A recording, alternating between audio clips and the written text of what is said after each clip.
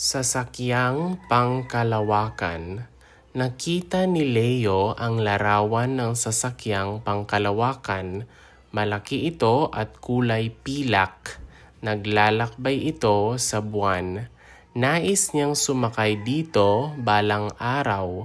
Pinangarap niya ang paglalakbay sa kalawakan. Nagbasa siya ng mga libro tungkol sa outer space.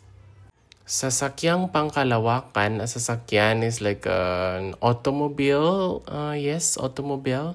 Sakay is like to get on. So it's either something you get on like a car in a way. So pangkalawakan, so that's for outer space. Kalawakan is outer space.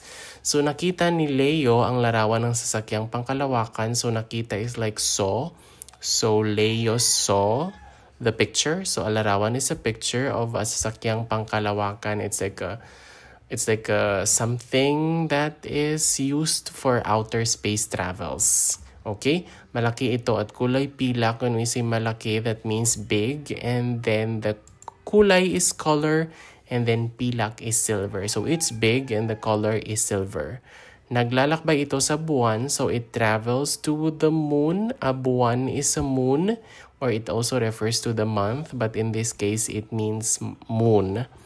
Nais niyang sumakay dito balang araw. Nais means he wants to ride on this. Sakay means like to get on. Balang araw means in the future. So he wants to ride this in the future.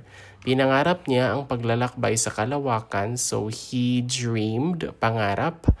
Paglalakbay is to like travel outer space, in the outer space. So kalawakan is like outer space. Nagbasa siya ng mga libro tungkol sa outer space or tungkol sa kalawakan. Basa means to like read. So he read, nagbasa, that's past tense.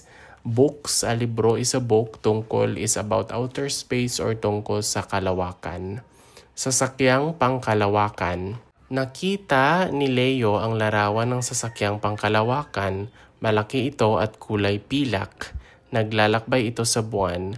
Nais niyang sumakay dito balang araw. Pinangarap niya ang paglalakbay sa kalawakan. Nagbasa siya ng mga libro tungkol sa outer space.